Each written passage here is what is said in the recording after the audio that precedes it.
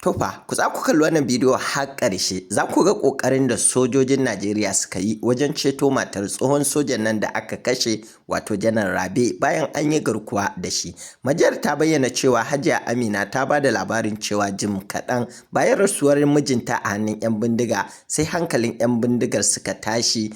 'Yan bindigar da suka yi garkuwa da su a lokacin sun shiga cikin tashin hankali tare da firgicewa, inda ta ƙara da cewa ba da jimawa ba sai 'yan bindigar suka kawo babura suka fara shirye-shiryen gaggawar tserewa, suka ɗora ta kan ɗaya daga cikin baburan suka bar wurin da suke tsare da ita tare da mijin nata a cikin ayari. Daga yadda al'amura suka kasance sun fi mayar da hankali a kanta fiye da sauran waɗanda suka sace domin ba su yi ƙoƙarin kwashe sauran mutanen daga wajen ba. A cewar ta, yayin da 'yan bindigar ke gudu cikin daji akan babura domin kaucewa artabu da sojoji, sai suka fara jin ƙarar harbe-harbe daga nesa, inda ta ƙara da cewa hakan ya yi matuƙar rikita 'yan bindigar ƙwarai da gaske, inda kowannensu ya kama wata hanya daban maimakon su ci gaba da tafiya cikin ayari kamar yadda suke tafiya a tare. Har ila yau ta ce mutumin da ke tuƙa babur ɗin da take a kai ya karaya a hanya sosai, sai ya tilasta mata sauka daga kan babur ɗin,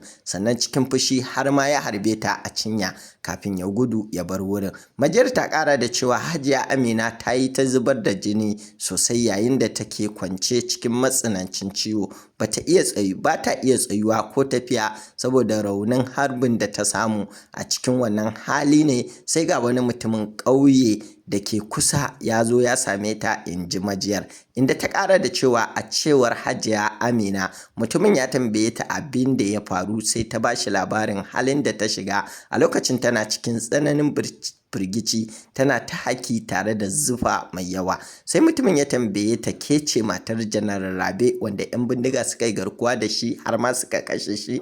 Sai ta amsa masa da cewa ni ce. Ta ce yayin da mutumin ke ƙoƙarin taimaka mata sai suka sake jin ƙarar harbe-harbe daga kusa, wanda ake zargin cewa sojojin da ke binciken yankin ne domin cetonta suka zo. Saboda haka sai mutumin mai taimakonta ya gudu domin ceton ransa. Bayan 'yan mintuna kaɗan sojoji suka iso wurin sai suka same ta kwance cikin jini ya malala.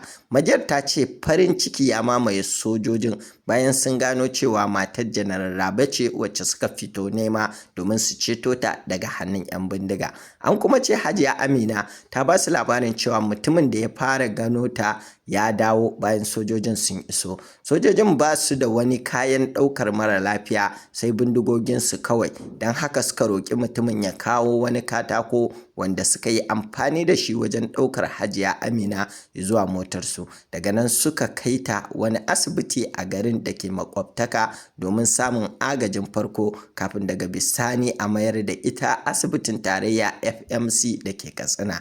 An kuma gano cewa harbin da ya samu Hajiya Amina bai kasance mai barazana ga rayuwa ba, domin harsashi bai karya ƙashin cinyarta ba.